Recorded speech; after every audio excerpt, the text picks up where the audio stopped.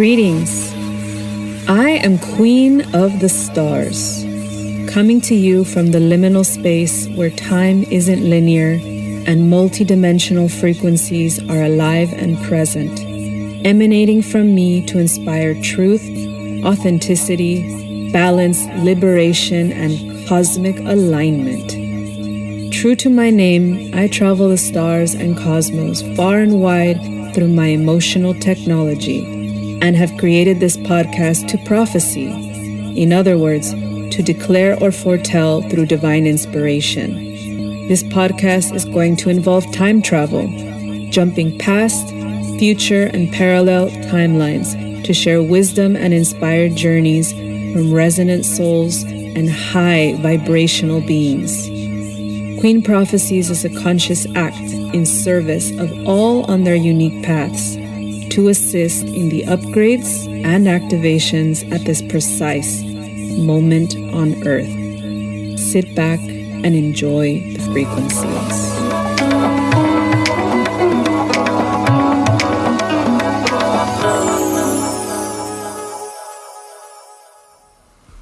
Take a journey with Queen. Today we are remembering the importance of truth and knowing. We are traveling to Guatemala's ancient Atlantean grid point known as the Mirror of the Gods, or El Espejo del Corazón, the Mirror of the Heart. It is my honor to take us deeper into these waters, as well as be brutally honest about the realms of cacao I witnessed during my 3 months on the sacred Lago Atitlán. Spoiler alert, I could see through all the spiritual bullshit and egotism real quick. I think the dogs agree with me. Disclaimer, I did not come to Earth nor to Lago Atitlán to make friends. I came here to do the soul work. Otherwise, I'd be hanging out in Fluston Paradise with my galactic multipass. This podcast episode is not for everyone. I brought through some ancient blade-cutting truths from IXCACAO, the waters and Atlanteans of Atitlán, and my oversoul. Take only what is actually for you. And for some of you out there, learn something. You aren't in alignment.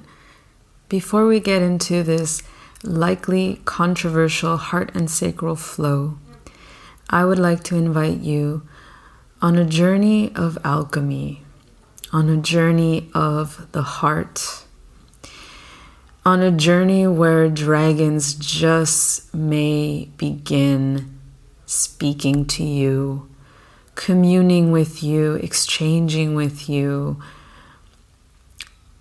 Just really becoming part of your reality, part of your flow, and part of your truth and knowing.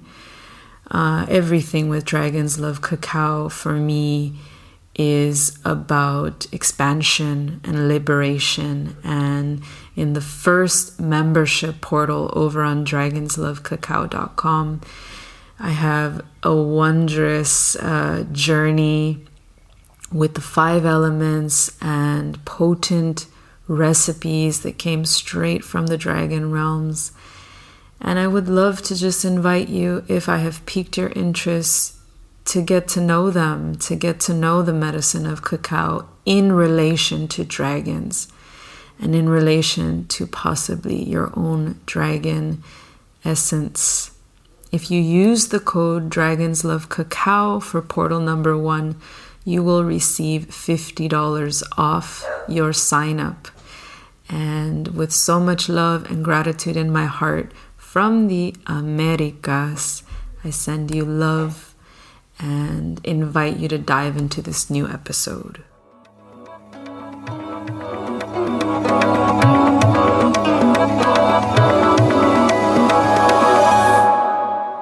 Hello, you beautiful, beautiful beings. Welcome to this very first solo episode from the lands of sacred Lago Atitlán, from these ancient Atlantean, wise, pure lands of spirit and remembrance. Now, for those of you that are not familiar with this part of the world, I am in Guatemala, I'm in Central America, and I am on one of the most ancient lakes of this planet, and it is called Lago Atitlán. And I would like for you to take a moment and just tune into your sacral and tune into your heart and listen to the name of this place one more time, Atitlán. Even the name holds so many codes of remembrance, holds a lot of power and legacy and prestige. And I'm very, very honored to have heard the call of the Mayans, of spirit, of my ancestors, the galactic council that is, guiding me throughout this journey.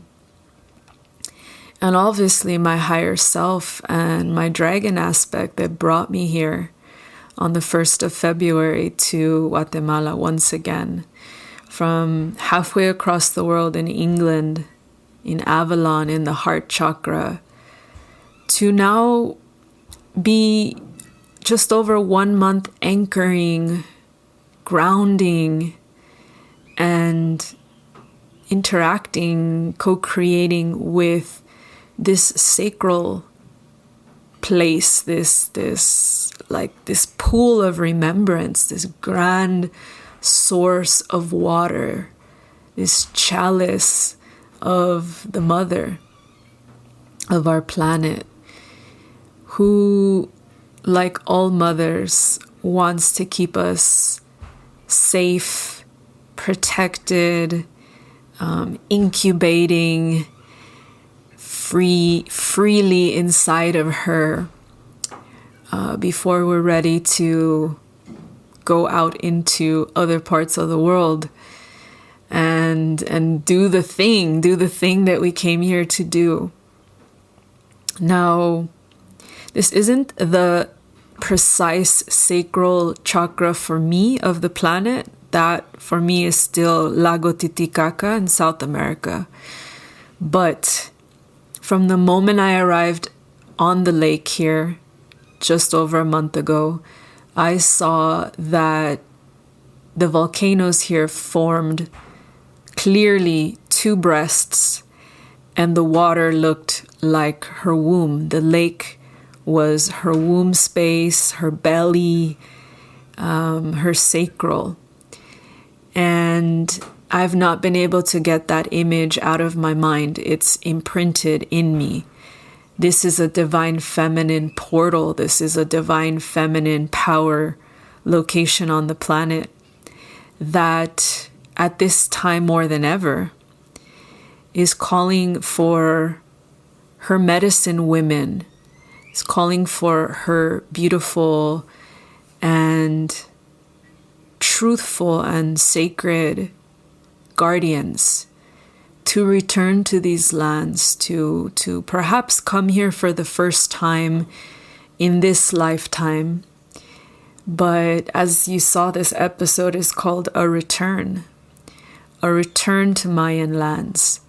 Many of us, myself included, are returning here after having been a part of the story of these lands thousands upon thousands, if not hundreds of thousands of years ago.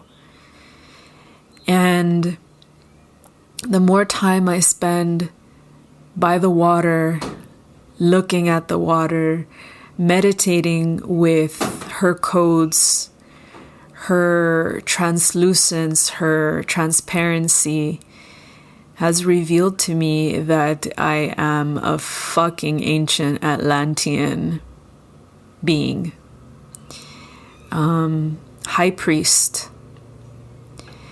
Actually not a feminine in that lifetime. I was a magician, a record keeper, a wisdom keeper, and a guardian when the floods, the final big deluge, occurred on this planet. And it took me about 2 weeks to connect with this energy of this really powerful male energy.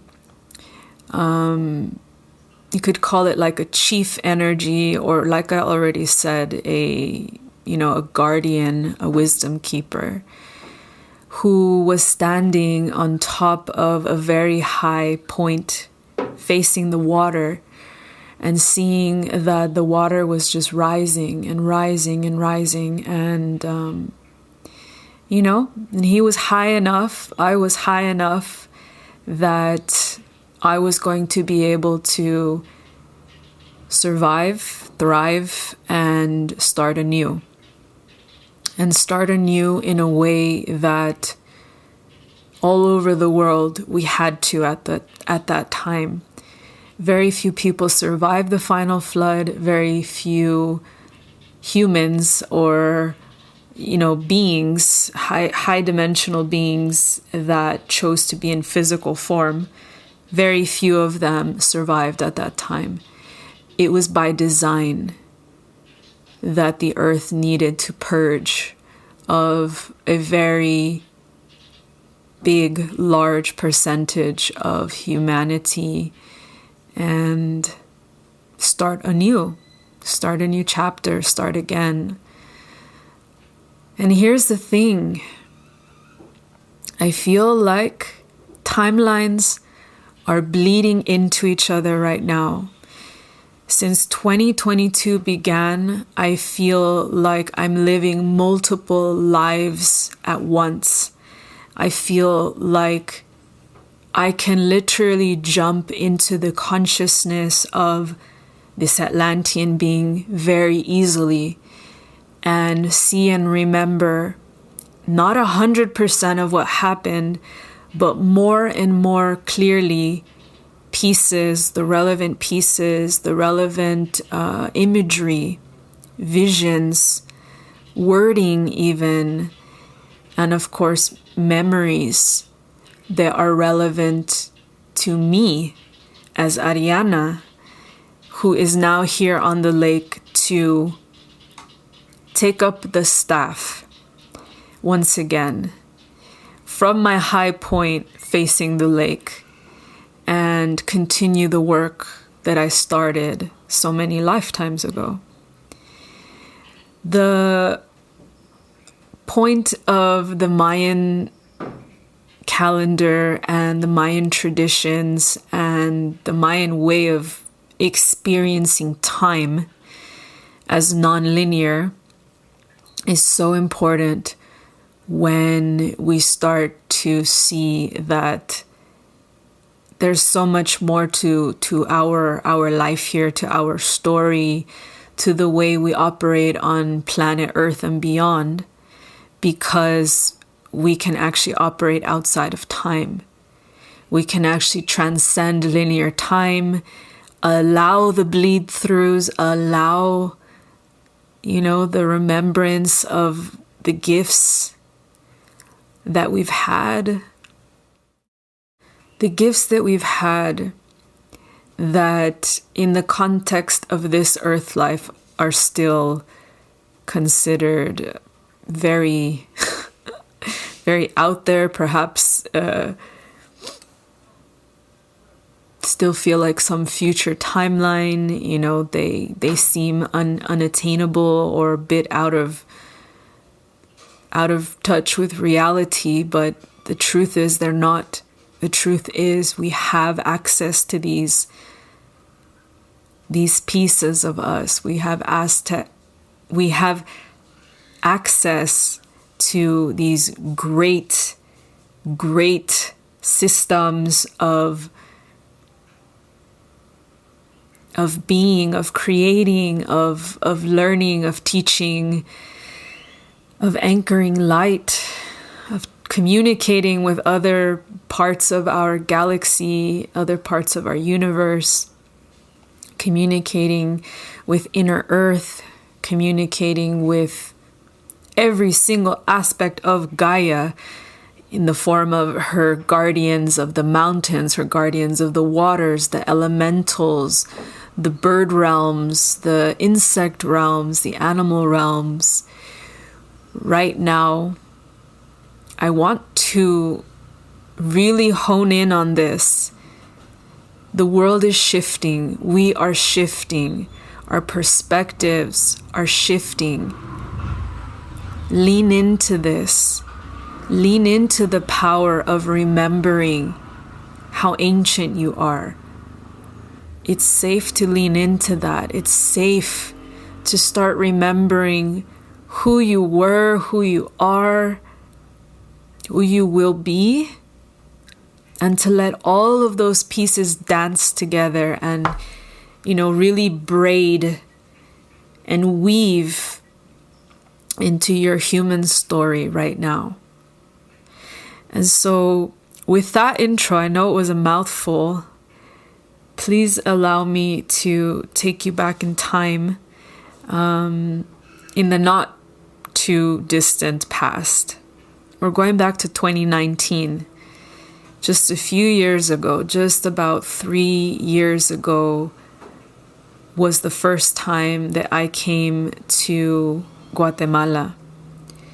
It was the first time that I heard the call of the Mayans and understood that something was beginning. Something was really starting to move inside of me, and that I just had to listen. I had to listen to that call. I had to travel across the world. I was in Greece at the time, and I had to drop everything and come to Guatemala in 2019. And there's a whole podcast on that story. I'll link it in the description.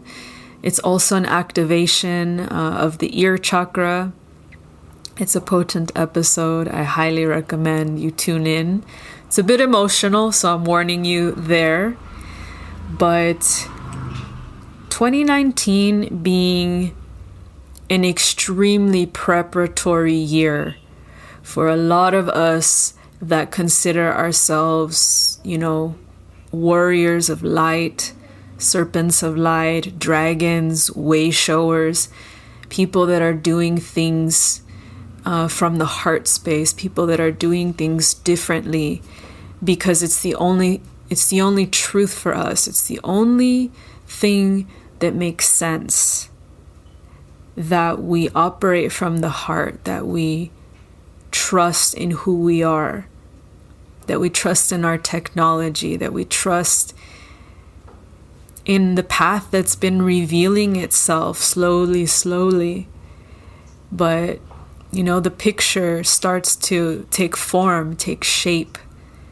And all of a sudden we have a story, we have a film that we are both watching and directing and acting in.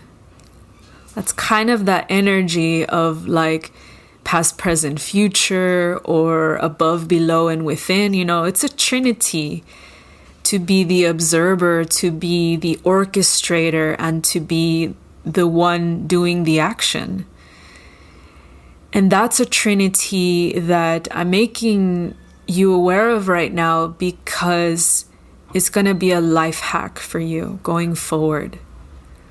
It's going to be a life hack for you getting yourself out of the loops or the habits or the negative self-talk, the self-doubt, the disbelief in how powerful you are, the disbelief that you're fucking important on this planet, that you're so fucking needed at this time. You're needed because your essence is pure and your essence is good and true. And so here I am, being the mirror that I'm very, very comfortable being for you, highlighting that it's time to lean in. It's time to lean in to the truth that the reason why you're connecting to me, the reason why you're connecting to Lago Atitlán right now in this moment, is because it's time. It's time to see. It's time to see clearly. It's time to see, S-E-A, see the waters, see and remember who the fuck you are. Not who you've been told you are. Not who you've allowed yourself to be up until this point, but with all of those woundings and all of those stories. And again, you know, this victim mentality, you know, this still wanting to cocoon and hide and be in your little, you know, your little chrysalis or your little pouch inside of the kangaroo or whatever. Like, no. Guys, family, soul family, tribe, listen to this call right now. You're needed. It's time. It's time to step up. It's time to believe. It's time to believe in your power. It's time to believe that you have a purpose that lives inside of your heart, that lives inside of your cells, inside of your beingness, inside of every chakra, every spinning wheel on your body. That's where your truth lies. That's where your purpose is encoded. From your feet chakra to your soul star, to your throat, your third eye, your crown, your sacral, solar plexus, root, and of course, your heart, your hands, your palms, your knees, your thighs, your spleen. Every single spinning wheel, chakra, power center inside of you is ready to remember and reactivate you. Because some of you have been in that cocoon, sleeping, waiting for the timing, waiting for permission. But it's time, guys. The Mayans operate outside of time, and yet the message that I keep getting over and over again, the message that made me come and press record today for this episode, is they're telling me it's time.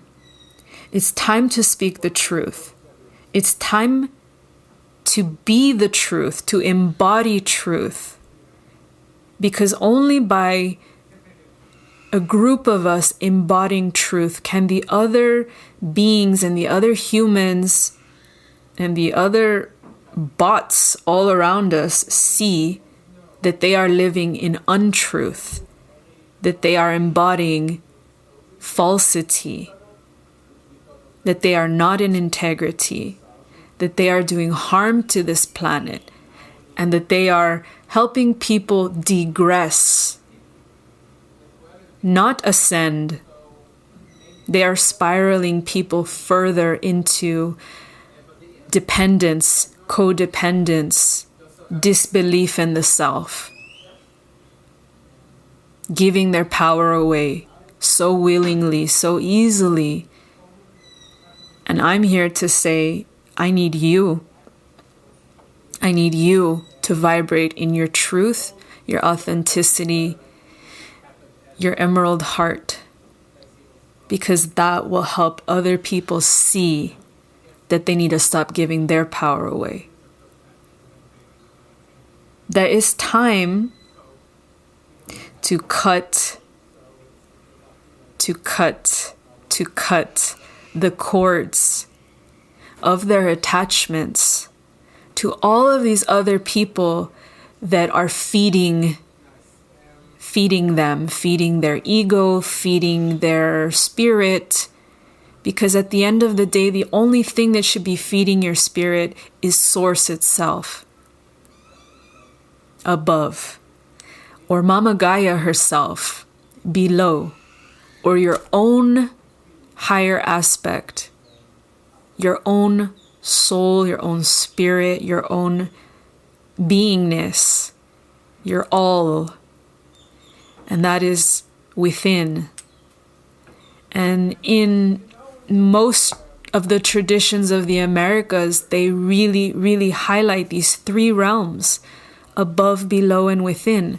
Those are the only ones that we should be plugging into. Those are the only ones that hold truth. If we plug into other people, not only are we hurting them, we're hurting ourselves. And if other people let us plug into them, because it boosts their ego, it makes them money, makes them fame and recognition and all of these things, at the end of the day, that's a distorted, inorganic system.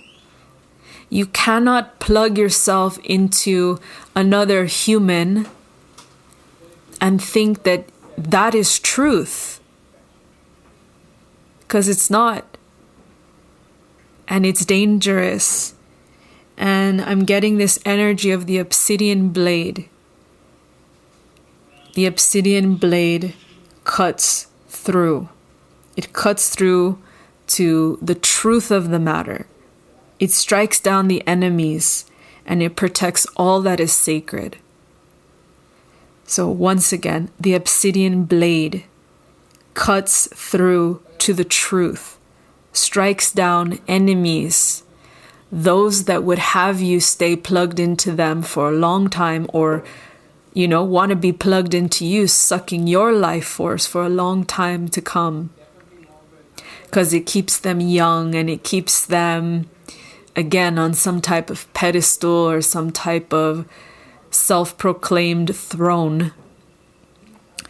But it's not an ordained, divinely ordained position that they should be in. And finally, protects all that is sacred. So the Obsidian Blade is being offered to you right now by Lago Atitlán, by the Atlantean collective, by the wisdom keepers of the waters of earth. And what they want for you moving forward is that you carry this blade with pride and humility. And you know that anytime you need to use it, it's here for you. But you have to use it from a place of love, not from a place of fear. If you use it from a place of fear, you're no better than those other people that are abusing their power, their position, the wisdom that they have, any of those things. But if you operate from love, from balance, from truth with this obsidian blade, then everything that you do is blessed. And when you cut those cords and those ties and those old stories, and you liberate yourself with the obsidian blade, you get closer and closer to remembering the full picture of who you are, of why you're here. And what I ask in this moment is that, you invite the obsidian energy into your field. You start noticing the synchronicities when you see this powerful black stone. If it shows up in your reality, if you see people that work with obsidian and carry it as a totem, if you're called to buy your own totem, your own crystal, maybe you are connected to mountains and beautiful lands and you find yourself finding pieces of obsidian in the planet, again, by synchronicity, and you ask if one of these obsidian pieces is for you, because obsidian is about to come into your life, and it's about fucking time that we honor obsidian, and that we honor the truth that it brings and the alignment that it creates for you and for me and for all of us. Because believe it or not, when you start cutting those ties to other people, they're going to feel the effect. Oh, somebody released themselves from my iron grip or from my tentacle. They're going to have to start looking at themselves. They're going to have to start reevaluating what the fuck they've been doing. This is the energy of Obsidian. You know, it's not a soft, feminine, like, oh, so sweet. No, that's not the energy that's coming in right now. That energy is going to flow through this episode a little bit later. But for now, to get things going, guys, Obsidian, warrior energy, warrior of truth energy. And I wish this for you in this next cycle. Lean into it if it feels good. For those of you that aren't comfortable with Obsidian energy yet, you know, leave a little bit of space in the future to explore it. Leave a little bit of space for it to start magically showing up in your life. And for you to feel the pull and the draw to work with it at the right time. Maybe right now you're not comfortable with the bluntness of it or the sharpness of it, of the way that it cuts, of the power that you will wield when you choose Obsidian as one of your allies or your totems, Black Obsidian. But it's happening regardless. It will happen in the divine timing for you. So that's the first message that's coming in really strongly from the lake and from the beings of these lands, because they are also really tired. They're also really, really sick of seeing the falsity, the false castles built of egotism and just, you know, built on a lie. That's what I'm hearing. That's what I'm feeling. Empires built on a lie. Kingdoms and queendoms and thrones made of pure falsity and lies. And what they are willing to do at this time is forgive those of us that have been vibrating in that. They're giving everybody a chance to get into alignment now, to cut all the bullshit, to cut down their own throne if they need to cut down, you know, all of these titles and all of these, just to cut through a lot of the bullshit and come back down to a humble, more authentic place and operate from there. And of course, this is where Cacao is going to come in. This is where she's ready to deliver her message from the sacred lands of the Mayans. So she doesn't grow here on the lake, but she's produced here in Lago Atitlán in many different co-ops and communities, and she's worked with and sold and experienced here more than ever before. There's a lot of people that are seeking her. There's a lot more access to her now, and so she's navigating that. The demand for her is present, but she's also feeling to share that she's also a little bit fed up and a little bit tired. So she is choosing to make herself accessible to more people in the world at this time, to more people here in Lago Atitlán at this time. But at the same time, she wants to make it known that if you do not actually honor the land, if you do not actually honor the guardians of cacao, the guardians of the trees, of the seed, the pod, the process of making her, the people of these lands, that whether or not they're connected to cacao, they're connected to the cosmovision, the cosmovision of these lands. They're connected to the Atlantean timelines. They're connected to the future timelines where this place is more of a Garden of Eden, a united, integrated, loving location and an interwoven network of villages and people from all over the world. But right now, it's a very scattered, it's a very disintegrated, a very disharmonious, fractured, really fractured and traumatized system. And I'm going to use the body as an example or as a metaphor for what I feel she wants to convey. So the city that is the most known for cacao here on the lake is called San Marcos.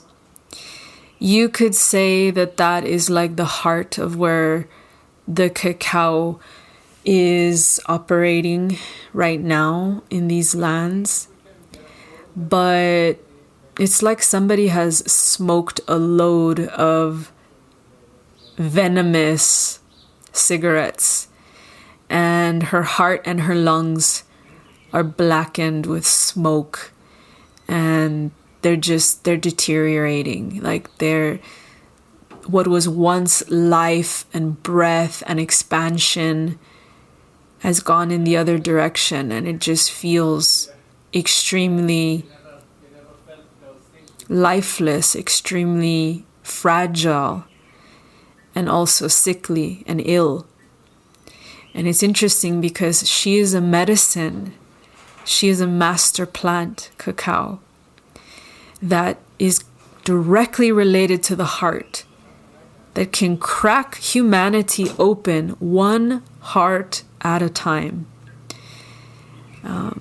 But it's not an instantaneous thing, and it's not a surface level experience. It is a lifelong relationship with her. It is a commitment, it is a devotion that she asks for. And the reason why the hub, the village, the town, I called it a city, but really it's a village, on this lake that has become known as the cacao capital of Lago Atitlán, it's ill, it's sick, and it's starting to infect all of the other pieces of her body. It's starting to infect the neighboring villages that are, her other organs, that are her sight, that are her eyes and her pineal and her third eye, that are her throat, her voice, her communication, her truth. It's affecting her hands, that are her ability to heal, to interact, to connect, to soothe, to touch, to warm other beings. And I know a lot of people are not going to like this, but it needs to be said. There is a new colonization that has happened maybe in the past 30 years in the Mayan lands, specifically here in Guatemala, specifically here on the lake. And the new colonizers are not arriving by sea, but they're arriving by air and by land. They don't come with gunpowder and syphilis and with the permission of the Spanish crown to decree these lands, discovered or claimed. They actually arrive with drones and lots of suitcases full of egotism and a thirst to consume knowledge, to consume medicine, to consume wisdom without reciprocity, without giving back. They're full of self-importance. They're full of shit.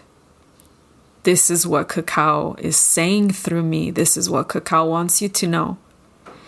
I'm not afraid to deliver this message. I'm not afraid to be literally ostracized from whatever sick and ill community exists here right now in its current state, in its current form. I've been ostracized before. I've removed myself many, many times from civilizations that were ill and sick and that couldn't see their own, their own reality, the real.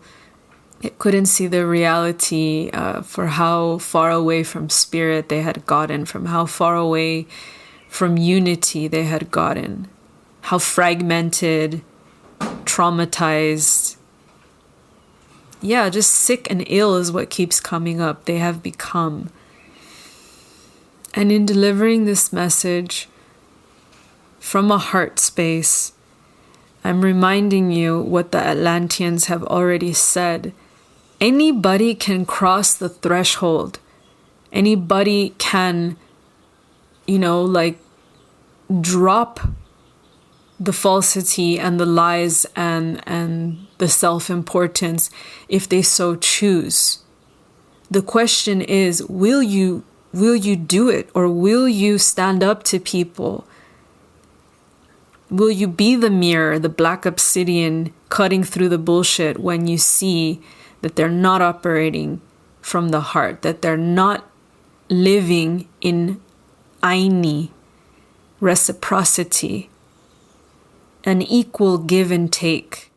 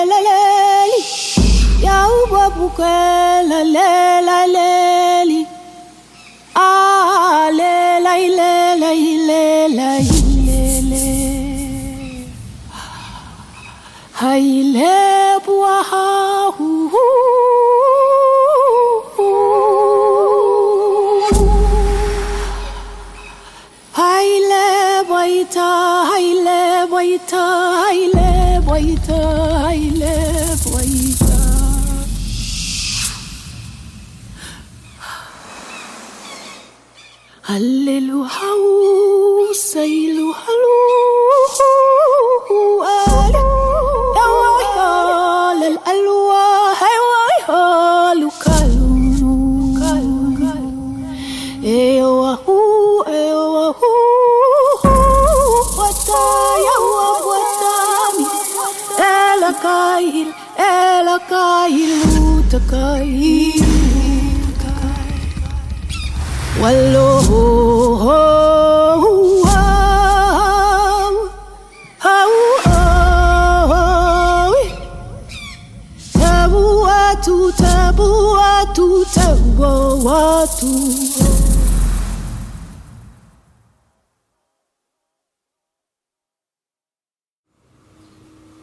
To not treat it like the next biggest business venture, the next greatest idea of how to rise in power.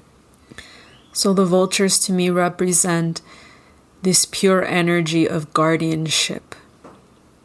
They are reminders that there are natural and organic guardians that have been chosen for these lands. And people need to understand, I need to really ask Source, I need to really ask the land and the medicine, ask the cacao, am I a guardian of these lands?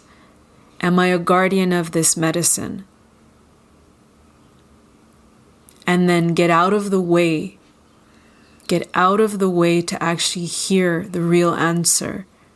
Whether or not you want to hear the truth, that's the question. Because a lot of people need to ask this question and need to listen to the real answer. Because a lot of people right now are claiming one thing, and Spirit and Cacao and these lands and the sopilotes, the vultures of these lands, are saying, no, this is not your path. This is not your path. Drop the falsity. Drop the self-importance. Align with your truest path. Don't be afraid if it means you have to start somewhere new. It's never starting over. It's never starting over. If you've already done, all of this travel and navigating and learning and building yourself up and building a business or building an identity, none of that is wasted. All of that gets transmuted. It becomes something else. It becomes the thing, the person, the being, the identity, the next aspect of you that needs to be lived out and experienced here. And so I'm speaking right now, I'm speaking through my system, but it's not Ariana speaking, it's the cacao, it's her, it's the serpent, it's the dragon, it's the serpent of light, it's the dragon of truth with his or her obsidian blade that is saying, if you are not a true guardian of cacao medicine, it's time to move on. It's time to leave these lands. It's time to leave the lake. You don't belong here anymore. It doesn't mean you're not welcome in the future. It means right now, you are not in authenticity here. And if you're not working with cacao, if that's not the thing you're doing here in these lands, but the same can apply for whatever it is you're doing here, teaching tantra, teaching, I don't know what. There's so many things that are going on here that just don't belong here anymore. They don't belong here. The land wants to get back to its purity. It wants to get back into balance. It's so out of balance right now, and it is that colonizer energy that is making it so. And this is probably one of the harsher transmissions I've ever done on this podcast, guys. If this is the first episode that you're tuning into with me, this is the energy that's coming through today. This is the energy that needs to be spoken. And I'm just a vessel for spirit. I'm just the messenger today. I know my role. I know my, I know my many, many roles, I should say. And I know I'm in alignment. And I know that I can reflect the difficult truths. The ones that are going to hit people in all the places and get people seriously triggered and fired up. But I'm fired up too, guys. I've been fired up since I arrived. Just over 1 month ago, I've been fired up about so much of the shit I've seen here. And so let it be written, so let it be done. We're not here to repeat the same mistakes over and over and over again. Otherwise, the next flood, the next disaster is about to land on these sacred lands. The volcanoes have already been stirring. 2 weeks after I arrived here, 6.0 earthquake in the middle of the night, which I was awake for the entire thing. These are the dragons. These are the guardians of these lands that are trying to move big energy, that are beginning to move big energy, because if humanity doesn't do it, they will do it. Because they are the guardians. They are working with the water guardians. They are working with the Atlantean beings, the wisdom keepers. They're working with the Avians. They're working with the Pleiadians, the Sirians, the Orions, the Andromedans, the Arcturians. I could go on and on and on. The Alpha Centaurians. And I want you guys to understand that this message is needed. Going back to the very first message that made me press record today, it is time. It's time, it's time, it's time. Cut the bullshit and come back to the heart.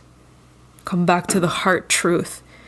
There is so much that lives inside of your heart that is true for you, that is true and will be effortless and so much more graceful to operate from this space than from the places and spaces that you've been navigating from.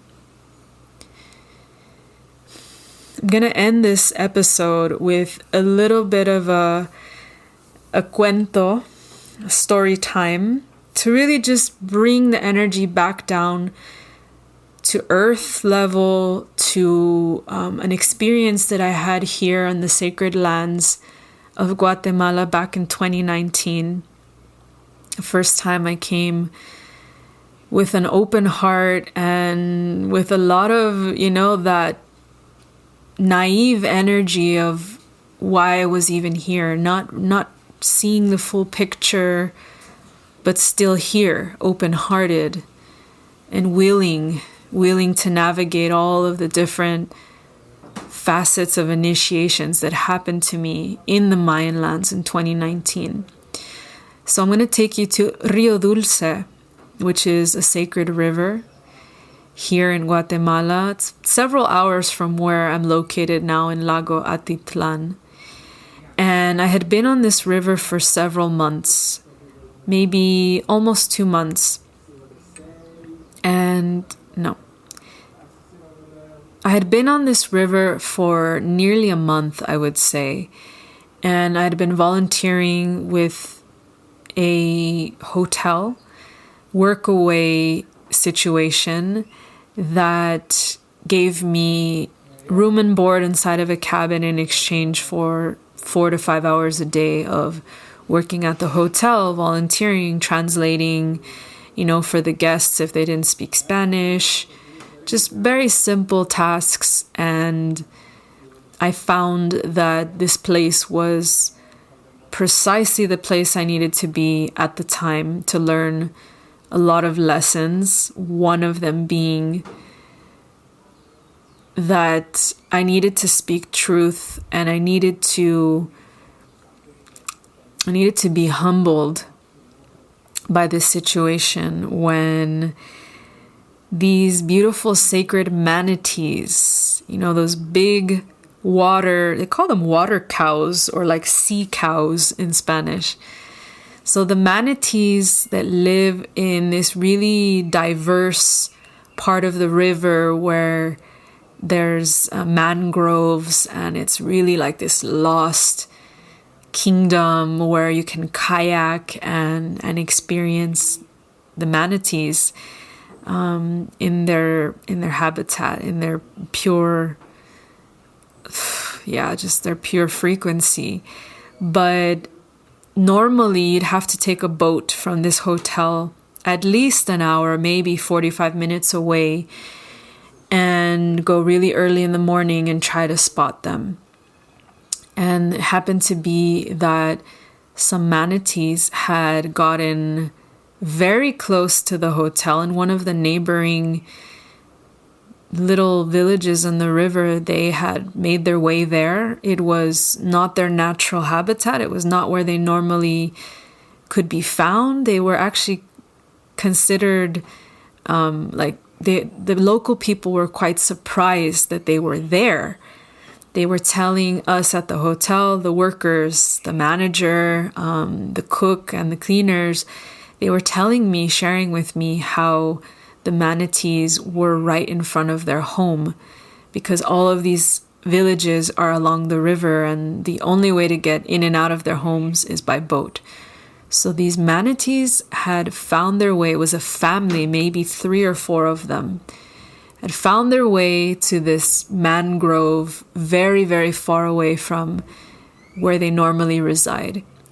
And they were playing and splashing around and revealing just their joy and their energy and their frequency to all of these families along the river, all of these Mayan families. And the manager told me that it was really, really special, and that if I had the chance or if I desired to go experience them, that I should go, that I should get in a kayak and go see them.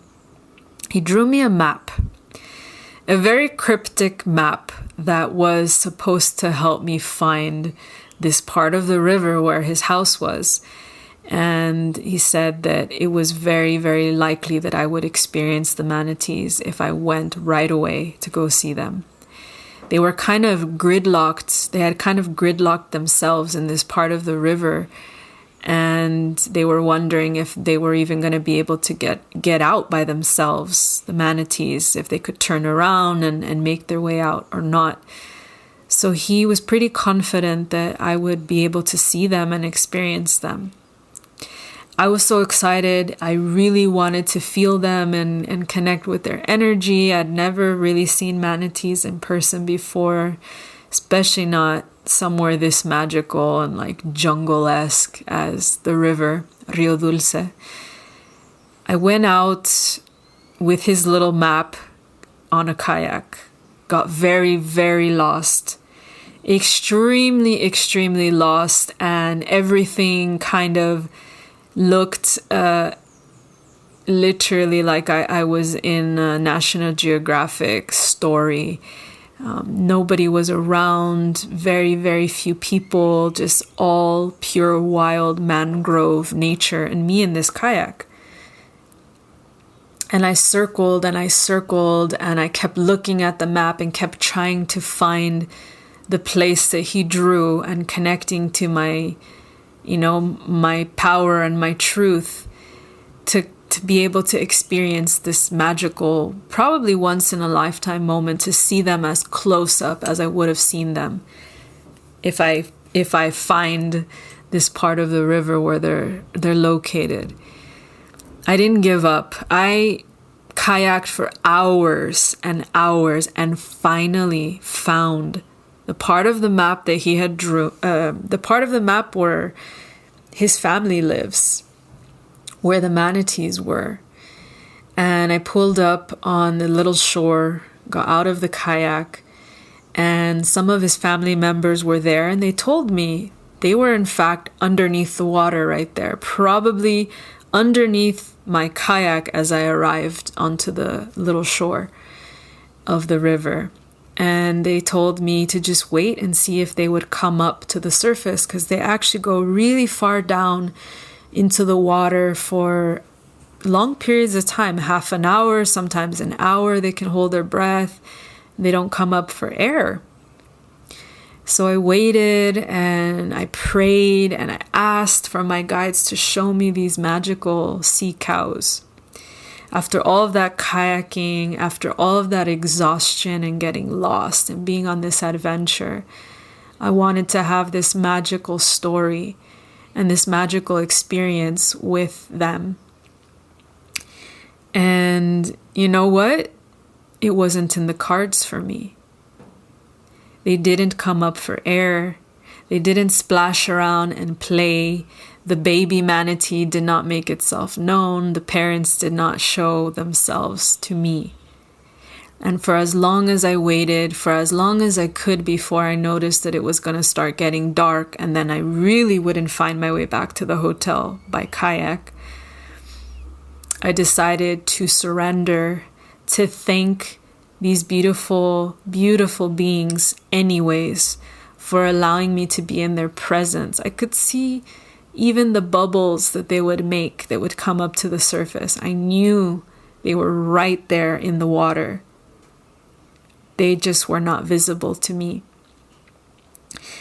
They were visible to the land guardians. They were visible to the Mayan people that lived on that river, that loved on that river, that raised families on that river, that still traveled by boat, that still held a frequency that vibrated with these manatees.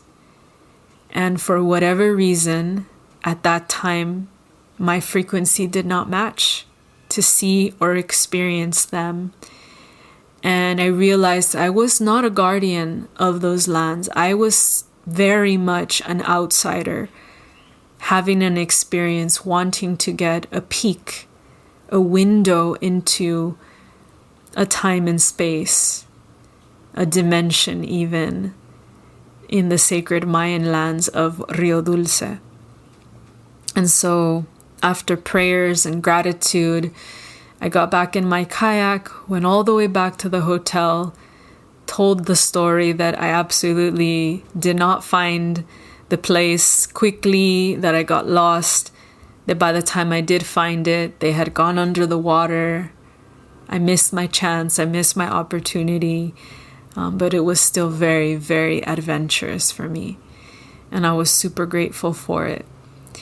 And the manager, the one whose home the manatees were in front of, the one who really, him and I really connected in those weeks that I was staying at the hotel. We would have really deep conversations about Mayan shamanism, about the spiritual path, about religion, so many things that we wanted out of life. You know, he was maybe 10 years older than me, with a wife and children already, and he was recently managing this hotel on the river. And he was quite unhappy in the sense that he didn't like the way he was treated by the owner of this hotel, who of course was not Mayan, who of course was not from these lands. She was European and had a very different mindset, a very different intention of running this hotel. And she was not in this location the entire time I was volunteering. I corresponded with her before arriving. She's the one that accepted me as a volunteer, but she was not on location the entire time I was volunteering here. So I felt like I got a very special, a very intimate experience where I could be completely myself, completely curious and open with the locals that were working at this hotel, that I could hear their stories. I could share some of my stories about my travels, about my spiritual awakening and my curiosity and why I had come back to Mayan lands.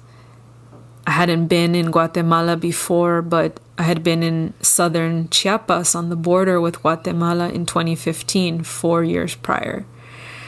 So the manager of this place, he and I went really, really deep in many conversations, one of which he shared with me that he was the descendant of a very important shaman in the area, and that he actually witnessed his grandfather die in a shamanic, you could say like a almost like a wizard standoff, where two opposing or conflicting shamans of the area were battling for dominance or power, and they ended up killing each other.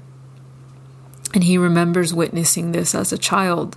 So he lost his grandfather, the community lost the shaman. And you know what?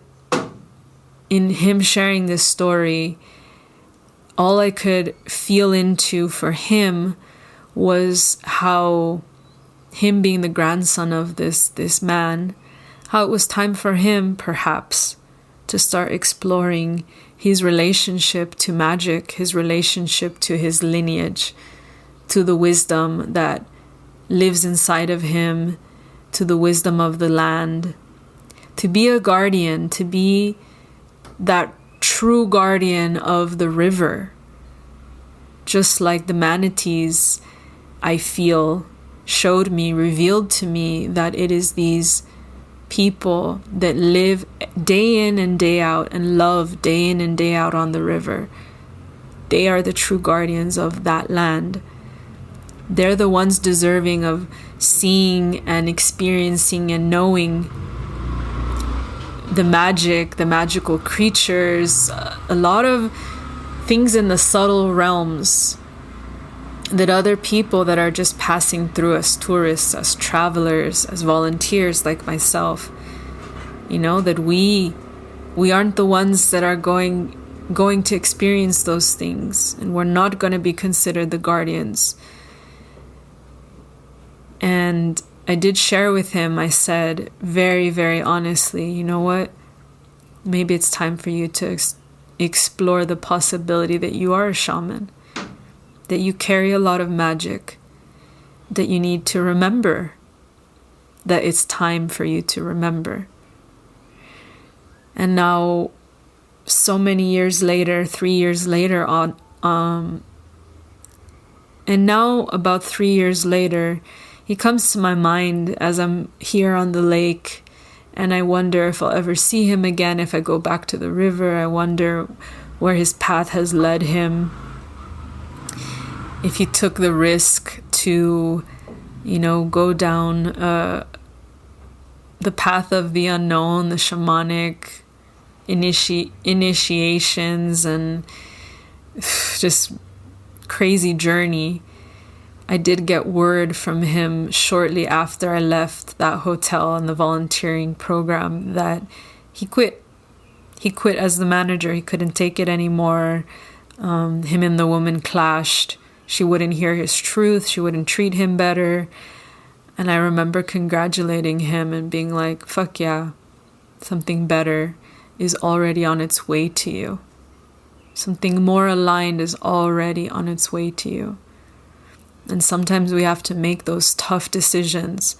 And we have to speak our truth with that obsidian blade to cut through.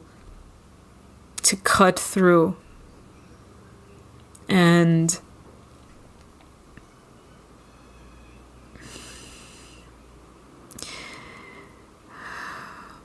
I'm so grateful to be back here. I'm so grateful to be given an opportunity to explore even further my connection to all of the medicine here, my connection to my lineage, the Mayan blood that I carry, the Mayan remembrance that's a part of me. It's a part of my shamanic story. It's a part of my medicine man and medicine woman story. There are many, many shamans inside of me right now at all times that have gotten much more clear and much more connected to me in these 3 years, and as I've deepened in my devotional path to everything that is in service of Gaia, to everything that is in service not of self, but of all, in service to all on this planet. I'm even serving by sharing this truth, sharp-tongued, filled episode with the people that are going to reject it, to the people that are going to be extremely triggered and extremely against the message. I'm still sharing my magic with them. I'm still sharing this beautiful obsidian mirror energy with them, that they may one day realize, oh, she was right. Oh, Cacao was speaking loud and clear through her in that podcast episode that triggered the F out of me. And you know what? Not every episode is about triggering. A lot of the episodes have all kinds of different tones and all kinds of different messages. But if this is what today needed to be, I accept. I'm willing to. But if this is what today needed to be, I humbly accept that truth. And I love you guys regardless. I'll love you even if you even if this is the last episode that you ever listen to. Guys, this is a big one. I love you. I love you. I love you. I hold my obsidian blade up to the sky. I hold my obsidian blade pointing down into the earth. And I hold my obsidian blade to my heart. And I trust that all realms, all 3 realms align in me and in you, that we may live out our greatest adventure, our most integral, passionate, creative, loving, fucking orgasmic path that is destined for us. I'm sending you so much love from Lago Atitlán. I pray that you tune into another episode. I swear they're not all gonna be like this. I promise. But I love you. I love you. I love you. Many blessings.